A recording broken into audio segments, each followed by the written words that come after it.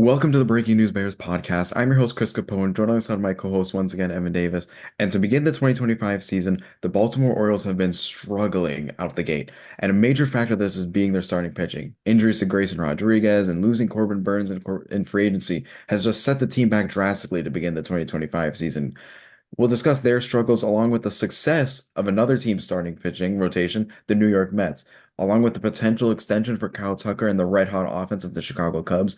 And lastly, we'll talk about the Detroit Tigers and their success to begin the 2025 season, building on what they did in 2024. The gritty takes are back. But first, Evan, let's talk about the Baltimore Orioles and their immense struggling starting Oh, rotation, especially 41-year-old Charlie Morton.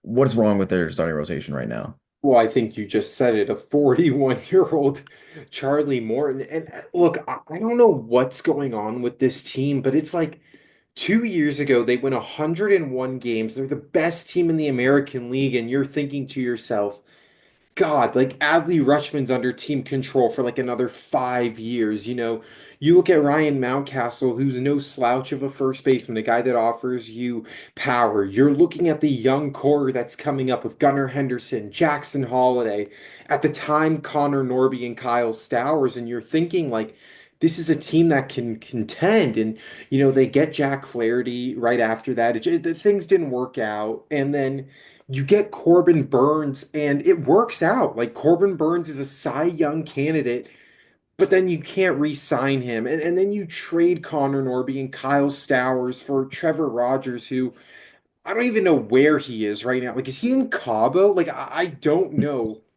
where Trevor Rogers is.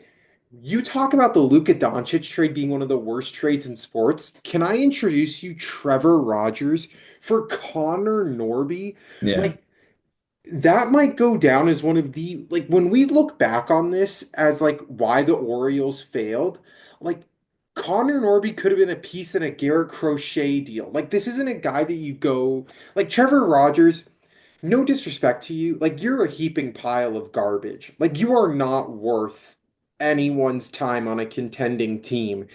And to make that deal and then to miss out on Blake Snell and to miss out on Corbin Burns, you couldn't bring him back. To miss out on the Crochet deal, when in hindsight, you could have offered a better package. Like they have that really top catching prospect. You could have got, Basayo. yeah, Basayo. Like he's better than Kyle Teal. At least I think he is. Like, Yeah. unless they view Kyle Teal as more MLB ready, which, like, sure, that's fair. But like you literally have a better catcher in your organization. Like you had a lot more to offer, and Crochet is absolutely dominating in your own division right now. So if I'm the Orioles, I'm looking at the Marlins and saying, like, what is going to take to get Alcantara off your hands? We already did Trevor Rogers. Like, throw us a bone with Alcantara. They're going to have to shop for pitching or they're going to have to spend. Like, I get it if you don't want to play, if you didn't want to pay Blake Snell because his timeline doesn't match yours given his age and whatnot. But, like, damn, the starting pitching market in next offseason is terrible. Yeah. And we talk about it. Charlie Morton, 41 years old. His best start this season where he gave up 4 runs in 5 innings. Like it's not their entire starting rotation. And you talk about, yeah, they weren't able to get Crochet. They weren't able to get any of the other starting pitchers available. But just to kind of stand idly by and being like, all right, well, we'll sign 35-year-old Tomoyuki Sagano from the NPB. Everyone else in their starting rotation besides Zach Leffen uh is just like Cade Povich. He's just not good. His No. whip is incredibly high. He has a two whip. Yeah. And let me tell you folks, that isn't good. Yeah. Zach Eflin, and he's hurt right now. And it's just like they're going out every other day and they're starting out below average starting pitching. hmm And it's just it's a disgrace to the game. hmm But it's honestly, and you talk about even Felix Bautista, he hasn't looked the same since coming back from injury too. Yeah. It's and that's easy to say and easy to understand about why that would be. But it's kind of looking rough for that entire organization right now where hmm what are you gonna get from anyone where like why is this entire rotation just so awful? What has the organization done, and why haven't they done anything to, remedy this? Why haven't they decided, like you Hmm. said, to trade young assets, young pieces in their organization to get better starting pitching?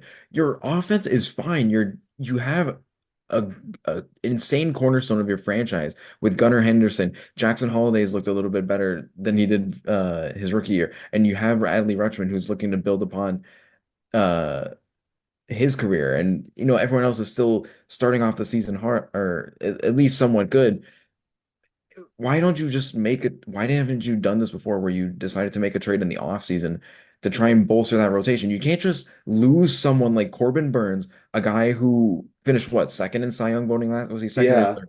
Yeah. And Top then three just for sure. I can't yeah, remember exactly. and then just say, well, we're just gonna sign a guy, a 36-year-old from Japan and 41-year-old Mhm. Charlie Moore. You can't replace that.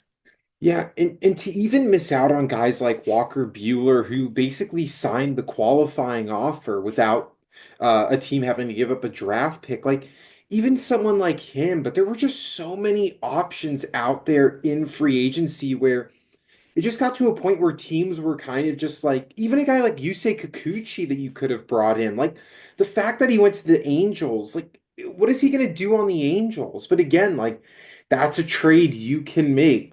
I could totally see Yusei Kikuchi getting dealt at the deadline because the Angels aren't really going anywhere. But again, it's like why do you feel a need to want to give up draft picks when you're not paying any of these guys anything? Like, it's not like Gunnar Henderson's making his full projected money yet.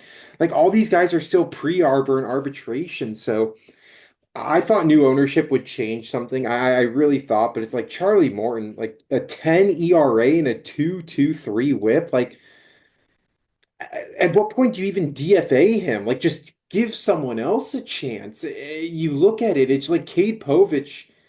I like he's had a lot of time in the MLB to figure it out, and he He hasn't hasn't. figured it out. Like he's a quadruple A player where like he's gonna be dominant in triple A, but like he's perfect for Korea, is what people would say. Is like he's perfect for that, where like he can dominate that type of league, but the major leagues, like this is his third crack at it. Like I know he's gone up and down, but he's had a nice period of time in the major leagues and he still hasn't figured it out yet. And I don't know, man. I mean, the Orioles, they currently sit like on the outside looking in. I know it's young into the season, but with the way that the Red Sox are balling, the way that the Yankees are kind of staying afloat, but then you just look at the American League as a whole, like the Royals are better than them, the Tigers are better than them. Like there are a lot of teams where I can definitively say like they would beat out the Orioles for a wild card spot. Yeah, and it's just like even when Grayson Rodriguez comes back from injury, which we don't even know when, because he went for he was doing something in practice or training, and then he had a strain and they went for an MRI again. So we Hmm. don't even know when he's coming back. It could be Hmm. that's another setback that could send him back another month or two. Hmm.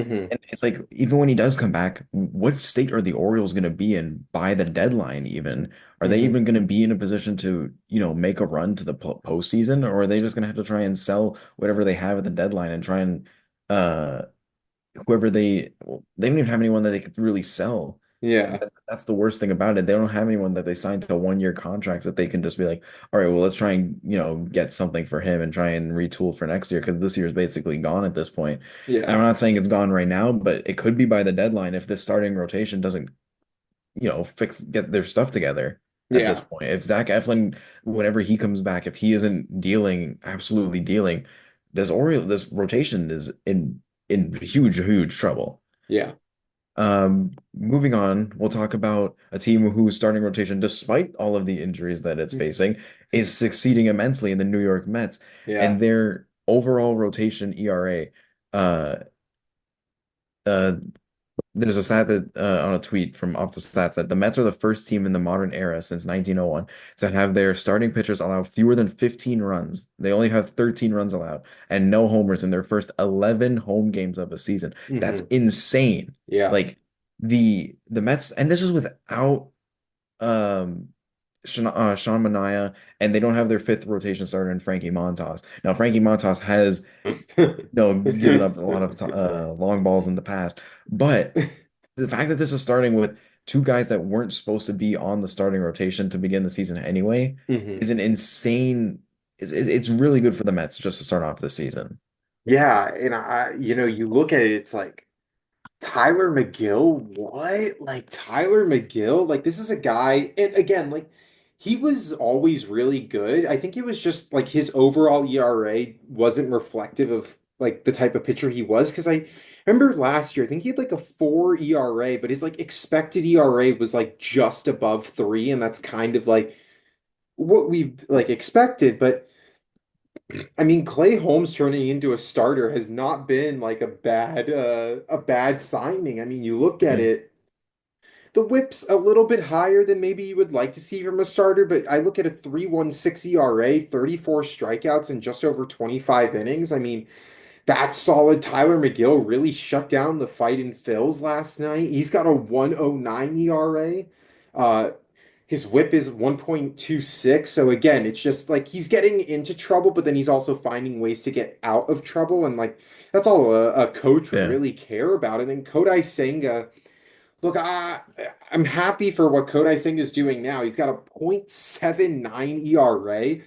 The only problem is, like, Senga has never gone over 150 innings in his 12-year career when you count the NPB in the major league. So, like, it's great now, but I just think when we get towards, July, August, like, how are they going to manage a guy like Clay Holmes who's been coming out of the bullpen? Like, are we going to see a Garrett Crochet situation where towards the back end of the year, maybe it's only a 3-4 inning start. And then for a guy like Kodai Senga, who really got beat up in the NLCS and you could tell his arm was just not doing well, like, how do they manage him down the stretch? So it's great now. It's again, like kind of like the Dodgers, where it's like, how do we manage it so that they can continue that into October? Yeah, and you look at it, the weakest part of their pitching staff right now is Edwin Diaz, and that's crazy to say, but he's kind of turned back into Ed Lose Diaz. Um, Oh, okay. but this entire Mets rotation has been absolute nails to begin the season, and Hmm. you look at like you said with Clay Holmes, his 34 strikeouts in 25 innings or 25 and two-thirds innings. That's really good for a guy who Yankees fans were clowning the Mets on Twitter. Clay Holmes is your number two starter. Yeah. Meanwhile, the Yankees have one of the worst starting rotations in baseball to start the year, Yeah. and the Mets have one of the best. It's insane Hmm. how much that can do for you. Hmm. Even someone like Griffin Canning, who sneakily was, traded from LA in the offseason and then wasn't he waived from Atlanta? Or yeah, he Something got like waived. that. Yeah, Yeah. he got waived by Atlanta after being traded for Jorge Soler, and now Hmm. he just signed with the Mets in December, and Hmm. that's turned out to be a really good piece for the Mets, who's a 3.43 ERA, a 1.33 whip, but that's your number five starter who has 21 strikeouts and 21 innings. That's pretty darn good. Like, I'm not a numbers guy, but that's pretty darn good. Hmm. Uh, for a guy who was kind of just tossed away by LA, by the Angels like Yeah. that. Be clear. Be clear. Yeah, by the Angels. And then they even picked like Max Kranick in the bullpen has been really good. I know yesterday he gave up, I think, like 3 runs. Yeah. But that's been some guy who they just, you know, hasn't pitched since 2022 in the majors, and they just found him and they just have been using him, and he's been really good for them. It's something, you don't really expect to see, especially with this really slow start that Juan Soto has had to begin the year. Or not really slow, but a 2.44 batting average, only 3 home runs. People weren't expecting this, but the absolute tear that Francisco Lindor, I think, how many straight games has he had with a leadoff homer? I swear it's been Yeah, back at to least, back, but he hit 2 home runs last yeah. night. So he's been really hot to begin the season. Obviously, Pete Alonso's been really hot. He's Yeah. looked really, leading the NL in RBIs, Hmm. OPS. He's been really good. The Mets have just been really good, and this entire division is starting to pick up. The Braves started off really slow, but they're now on a bit of a hot streak, Yeah. winning every few. The Phillies are obviously, the fighting Phils. They're doing really good. They're 13-10 right now, but nobody wants to see them in the postseason. Yeah. That entire National League East has looked really dangerous in the last couple of weeks. Now, obviously, they're still not the best division of baseball. They're not the NL West, but slowly picking up throughout the year. This is without Juan Soto being completely 100% right now. Yeah. Um, just a really good start for the season for them. Yeah, and I think I mean, that again, the NL East is going to be a gauntlet of a division.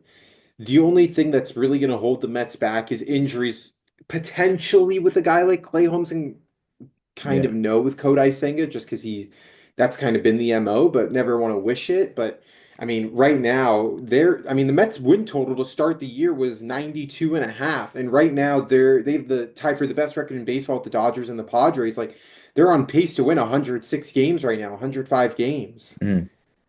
Yeah. And moving on, we'll talk about the Chicago Cubs and their red hot offense.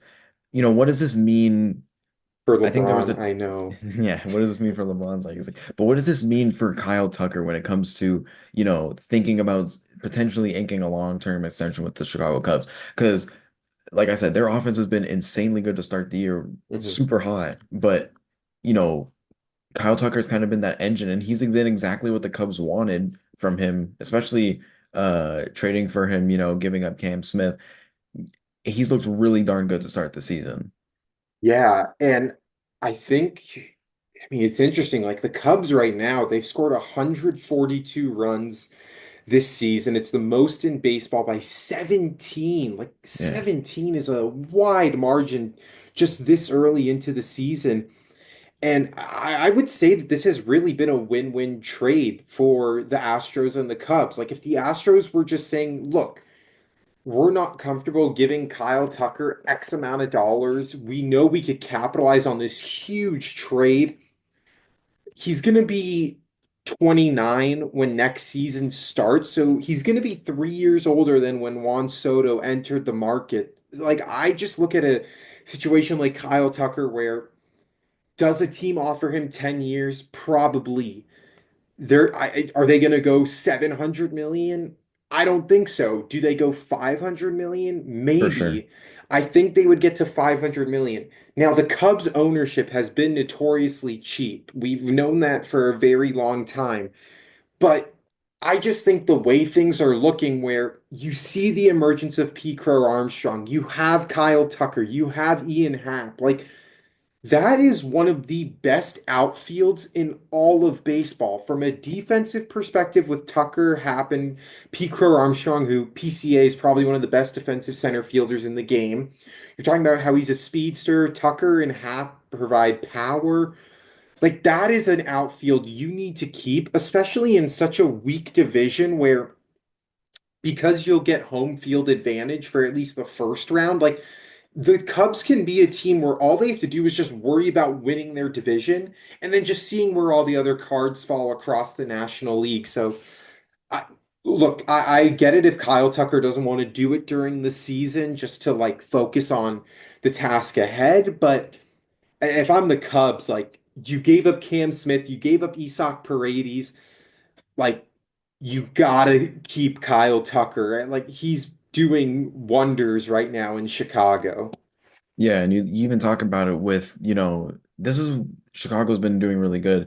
Justin Steele's out for the season. Like that's an insanely uh massive loss for them, Yeah, That's really huge for them. yeah. And can potentially limit them in and how far they can go. But Hmm. someone like Colin Reyes looks really good for them, kind of in that place.